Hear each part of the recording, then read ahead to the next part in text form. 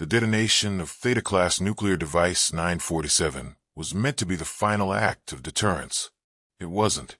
It became the last nail in the coffin, not just for a single war, but for nuclear weapons across the galaxy.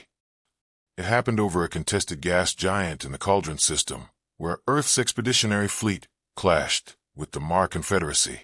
Outnumbered, outgunned, and flanked by 2 battle cruisers, the Terran warship Valor's Edge * deployed a nuke. The blast didn't just vaporize the enemy flagship. It destabilized the orbit of one of Cauldron's moons. It tore the atmosphere of a nearby colony world and caused a planetary tidal surge that killed 80,000 civilians. The footage made its way to the Galactic Accord in under 2 hours. By the end of the solar day, the vote was unanimous. Nuclear weapons were outlawed. By all species. By all empires. By all humans. Except one. Earth signed the treaty. Publicly, it condemned the detonation, sent reparations, held trials.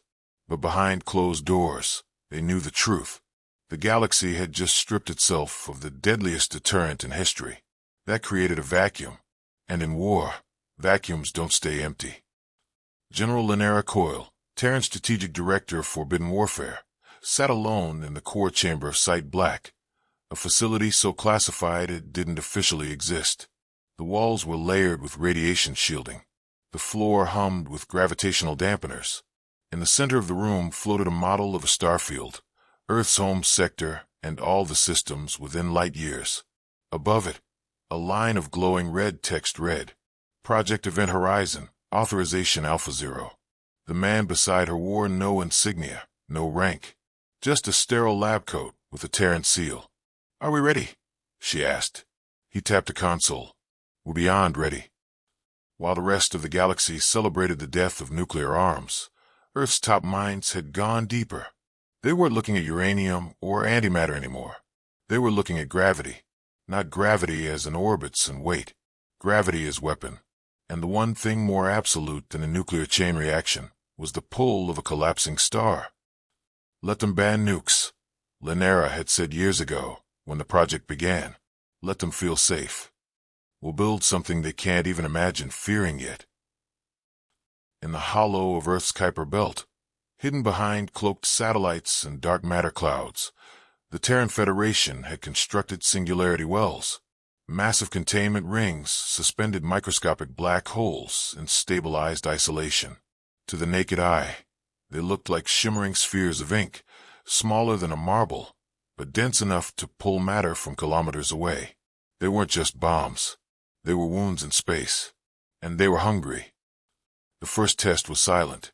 No flash. No thunder. Just the sudden vanishing of a 6-kilometer asteroid, followed by a gravitational ripple that knocked out 5 sensor satellites. It wasn't a bang. It was a devour.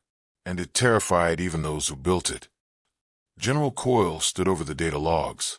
"Can we control it?" she asked. "Not in the traditional sense," her chief physicist replied, "but we can point it." That's enough.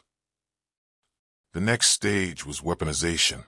They began designing delivery systems, gravitational slingshot torpedoes, stealth pods with collapsed triggers, even nanodrones capable of creating temporary containment rings mid-flight. None of these were deployed yet, but each test drew the same conclusion. Once released, a black hole was not a tool. It was a verdict. The galaxy thought Earth had been declawed. It had no idea Earth had simply changed fangs. And what came next would be the moment they realized the worst mistake they ever made was believing humans had limits. In the shadow of the Carthuan Nebula, 23 warships of the Draxian Imperial Armada surrounded a Terran research outpost on Kepler 141c. The Draxians believed humanity was broken, defanged by galactic law, softened by diplomacy. They gave Earth one final ultimatum: surrender the outpost, or be eradicated. General Lynera Coyle read the transmission in silence from Site Black's war room. She did not reply. She turned to her operations commander instead. "Activate Event Horizon Protocol," she said. There was no hesitation, only awe. The operation was codenamed Void Lance. Not a missile, not a warhead, but a singularity seed the size of a sugar cube, suspended in a quantum stasis field, and carried aboard a stealth drone no larger than a torpedo. Its destination, the core of the Draxian fleet formation. Its trigger, a programmed pulse of antineutrinos that would collapse the stasis bubble and unleash the seed's true nature. A one-way window into nowhere. At 3:44 UST, Voidlance exited slipspace 14,000 kilometers off Kepler, 141 CS orbit, masked by a debris field and solar flare shadows. The Draxians didn't detect it. They never had a chance. The singularity activated 1.3 seconds later. The first ship disappeared in total silence. Then the second. Then the third. Not exploded. Not shredded. Erased. Space didn't rip, it bent. Metal shrieked as hulls elongated toward an invisible center. Plasma drives sputtered and imploded. Grav shields failed catastrophically.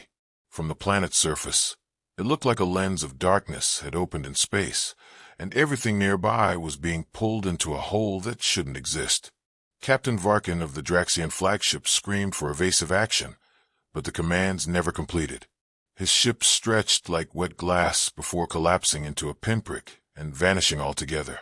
Of the 23 Draxian ships, only 2 on the far outer rim escaped, their sensors fried, their engines crippled. The black hole dissipated 12 seconds after creation, its mass burned off by the emergency destabilizers built into the drone.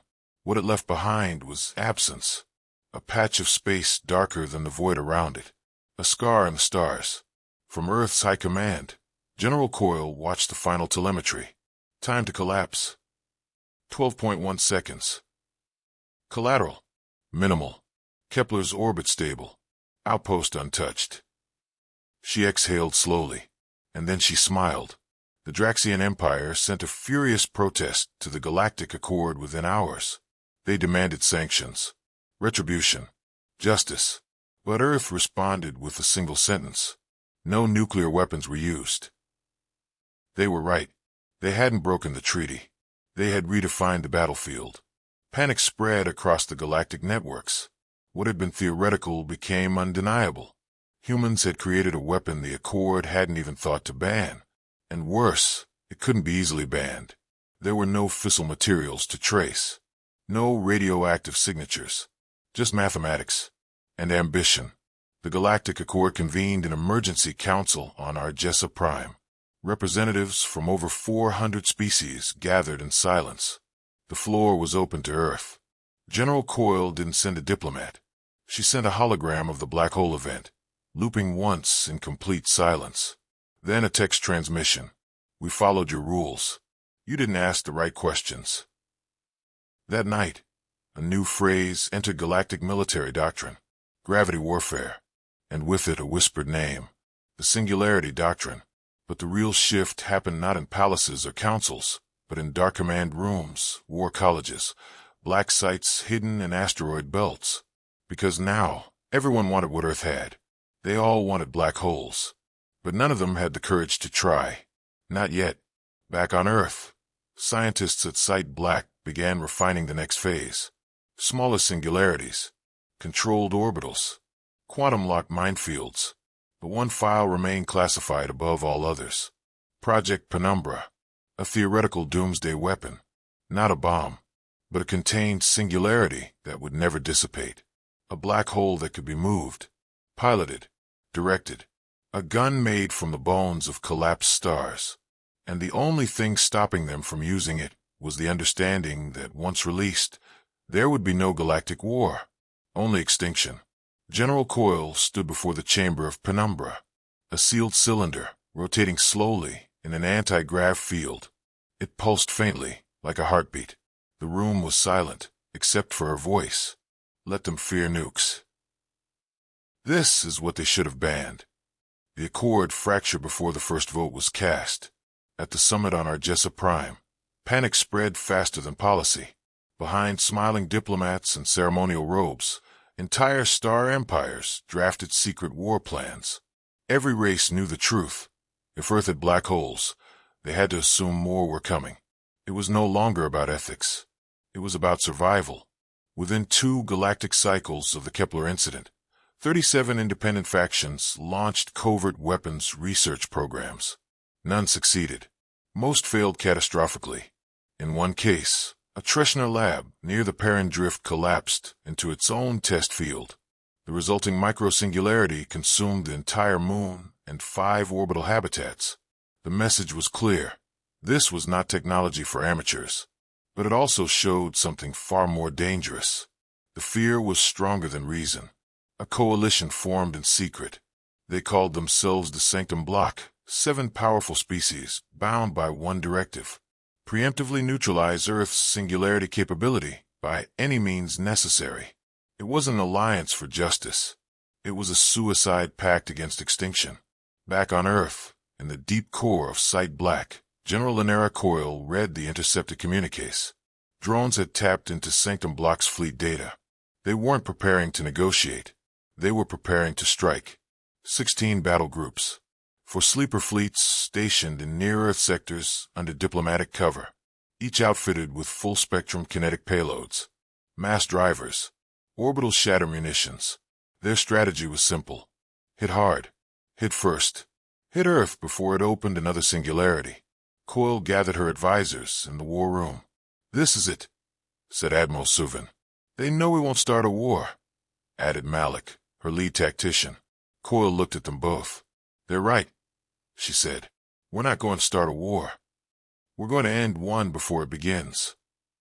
Earth's response was not to deploy singularities. Not yet. Instead, they executed Protocol Event Ghost. The plan had been developed in theory only, until now. Phase 1, invisibility. Across the Sol system, every public orbital weapon was deactivated. Military signatures vanished from long-range scans. Defense satellites went cold. The system looked empty. Open. Inviting. The Sanctum Bloc took the bait. They moved fast. For fleets jumped simultaneously into Earth's outer system, scattering across Pluto, Neptune, and Uranus orbit. Then they advanced in formation. No stealth. No diplomacy. Only resolve. Phase 2, distortion. Earth's hidden relay arrays, buried under ice caps, tethered to black site moons, began emitting false signals. Ghost fleets appeared on sensors. Phantom vessels mimicked warp signatures. The Sanctum commanders found themselves chasing shadows. And then, real Terran ships appeared. One at a time. Smaller than expected. Lightly armored. Silent. But they didn't fire. They didn't run. They just watched. "Why aren't they engaging?" asked Sanctum Admiral Dover. Then the comms lit up. A single voice across every fleet channel. Coyle's voice. "You violated the accord. You came to our doorstep with loaded weapons. You expected us to flinch." She paused. "So let me remind you what we built while you were patting yourselves on the back for banning old weapons. You outlawed fire. We mastered gravity. Then the gravity shifted. Phase 3, submission. From behind Neptune's shadow, a single vessel emerged. No visible weapons. No escort. Just a Terran ship with a sleek hull lined with ripple shielding. Its name, TSV Blackstar. Its purpose, penumbra delivery. Inside its core was not a bomb, not a torpedo, but a caged singularity, the first mobile, long-duration gravity core ever built by humanity. Its orbit was unstable by design, because it was never meant to be used. Just seen. As the Sanctum fleets scanned the object, they saw the impossible. A point of infinite density, leashed in magnetic containment, suspended in the belly of a human-made ship. And then they received a second broadcast. Observe. Understand. Choose. The Black Star didn't attack. It simply opened its hull for 10 seconds. Long enough for all enemy sensors to capture the data. Long enough for the entire galaxy to see that Earth didn't need to use the weapon. It only needed to reveal it existed. Across the Sanctum Bloc, panic set in. Commanders screamed for retreat. Vessels stumbled out of formation. Defensive screens went haywire as internal AI tried to process gravitational math it wasn't designed to compute. And then, Earth blinked.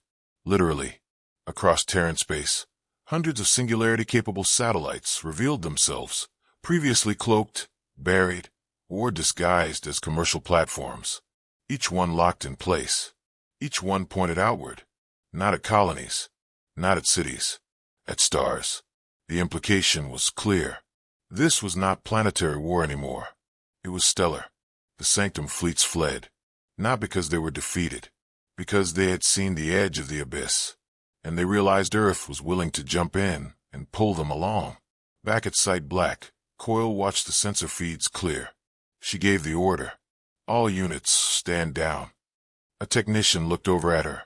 Do you think they'll try again? She didn't look up. No, she said. They're not afraid of losing. They're afraid we already lost something they can't afford to give up. Restraint. The singularity doctrine had worked, not as destruction, but as deterrence beyond understanding. No species would provoke a war when the response could be planetary erasure, or worse, stellar collapse. But humanity knew something else the galaxy didn't. They hadn't deployed the full arsenal yet, because Penumbra was just a prototype, and Project Singe was already in development.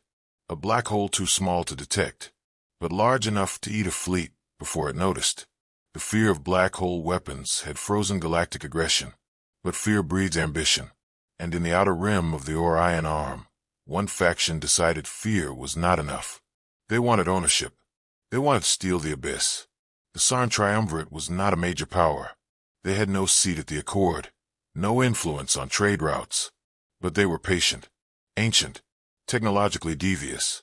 They had watched Earth's rise closely, and when the Black Star unveiled its singularity to the galaxy, they saw not a weapon, but an opportunity. Hidden in a debris cloud near Epsilon Eridani, the Sarn built a fleet of stealth harvesters. Their goal was audacious. Infiltrate Earth's Project Singularity, copy the containment tech, build their own black holes, use them as leverage to become a dominant power. But ambition clouded judgment, and Earth had planned for this. General Linera Coyle stood before a wall of data projections inside Site Black. The readouts pulsed in red. Unauthorized gravimetric field detected, said the AI. Source: Sector 14G, outer tether grid. Sarn's signal trace confirmed. Coyle didn't blink. They finally bit. She turned to her chief of tactical defense. Send the Maw. The Maw was not a ship. It was a trap. A mobile structure disguised as a failed orbital refinery, rigged with a singularity core, layered decoy tech, and quantum lures. Its job wasn't to destroy. It was to invite theft. Because Earth knew the greatest weapon was not firepower. It was hubris. The Sarn fell into the trap perfectly. Their strike team breached the outer hull of the Maw under the cloak of solar interference. What they found was more than they hoped. Complete singularity generation logs, stasis ring schematics, field manipulators. But none of it worked as expected. That was by design. As soon as the Sarn ships went active, they triggered the trap's core defense, a silent, localized gravitic inversion. Nothing violent, just a fold in the fabric of space. And like a match dropped into a vacuum, the Sarn fleet vanished. No explosion, no screams, just compression. Coyle watched the event horizon diagram collapse. How many? She asked. 16 vessels. Full command structure. And the survivors? None. She gave a grim nod. They were warned. But the message had to be made clear. Not just to the Sarn, to everyone. That singularities were not fire to steal. They were storms. And only Earth knew how to surf them. Earth's next move wasn't military. It was psychological. They transmitted a video log of the failed Sarn heist to every major galactic network. Not with malice, with clarity. Then added one line of commentary. There are things even we fear. You should too. It was enough. Even the most arrogant species paused. Because Earth had become something new. Not just a power, not just a threat, but keeper of forbidden knowledge. At the next Accord gathering, Earth's chair sat empty. They sent no delegate, only a data package. Inside were 3 documents. A revised treaty proposal outlawing gravity-based weapons for all non-Terran systems. A guarantee that Earth would not use singularities except in self-defense. A digital sculpture of a star imploding, labeled simply, "This is what impatience brings." The Accord ratified the treaty unanimously within 26 hours. Back at Site Black, Coyle stood alone at the observation deck, watching a live feed of a singularity held in stasis. It pulsed slowly, like a sleeping god. Rena Malik joined her quietly. "They think we're gods now," Malik said. Coyle shook her head. "No. They just realized we've been living next to the void for too long." Malik stared into the darkness. "What's next?" Coyle's voice was low. "Now we build the cage." Because Earth had seen what came from playing with the abyss. And they knew one day someone would try again. So they started building a failsafe. A global gravitational fail grid. One that could suppress any rogue singularity from orbit. And Project Singe? Still under development. A black hole too small to see. But one that lingered, orbiting quietly. Until called upon. The warning signs came in whispers.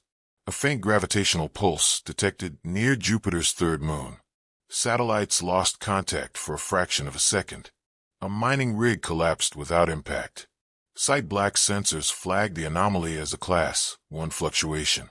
But by the time humans looked closer, it had already grown. Project Singe had not been deployed. It had escaped. No launch. No warhead. No activation order. Just a .03 solar mass singularity. Drifting. Hungry and free. General Linnera Coyle stood in the crisis core.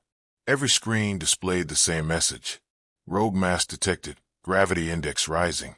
Her advisors argued over solutions. Activate orbital dampeners? Fire collapse stabilizers? Trigger a premature antimatter spike? None of it was guaranteed. Singe had been built to evade detection. Now it was ignoring containment. Where's the containment relay signal? Coyle asked. Dead. Burned out last cycle. Backup beacons. Offline. Manual override? A pause. Then, there's no manual override. Earth's greatest weapon was becoming its executioner. In the silence that followed, Rena Malik whispered what no one else dared. We build a god we can't command. Coyle clenched her fists. No, we build a blade. And blades can be broken. The black hole, now 3 times its original mass, orbited Jupiter at a spiraling vector. In 6 days, it would shift into a decaying arc toward Earth. Nothing could withstand that pull. Not shields. Not gravity dampeners. Not even time. But Coyle had one last option. And it was buried beneath the ice of Europa. Project Prism had never been tested. A mirror array built to redirect gravitational force, not stop it, just bend it. It used exotic matter, harvested from the failed Sarin incursion, to produce gravimetric refraction, like a lens, only for space-time itself. If aligned correctly, it could send a rogue singularity toward the sun. If misaligned, it would tear Europa apart. There was no time for discussion. Within hours, automated rigs were activated. Mirror panels rose from beneath Europa's frozen crust, glinting like obsidian teeth. Coyle watched from orbit. This wasn't just a test of tech. It was a test of will. At 0300 UST, the mirrors engaged. Space bent. The singularity's path wobbled. Gravitational turbulence rippled across the Jovian system. One mirror cracked. Then another. The core refractor held. And slowly, silently, Singe turned. Toward the sun. It passed Mercury orbit 2 days later. Its mass already beginning to evaporate under intense radiation. Its collapse was final. No explosion. Just an end. A hole in space, blinking shut. Earth survived. But not unchanged. The Galactic Accord demanded answers. Earth provided them. Not in arrogance, but in transparency. They released full schematics of Project Singe. They shared the flaws, the risks, the humility, because humanity had learned the final lesson of gravity warfare. Control is an illusion. From that day forward, Earth didn't outlaw singularities. They enshrined them, locked behind protocols so complex, it would take centuries to activate them again. Not because they couldn't be used, but because they understood when not to. General Coyle resigned. She left no speech, no monument, only a message buried in Site Black's archives. We stared into the abyss. It stared back, and we blinked first. That's what saved us. Never forget the void wins only when we forget we're human. Years later, on the edge of the solar system, a single buoy drifts. It pulses with a simple transmission every 108 minutes. A warning in every known galactic language. Do not follow. Do not imitate. Do not awaken the dark that eats stars. Underneath, in faint Terran script, we did it once, and we remember. They banned our nukes, so we mastered something darker.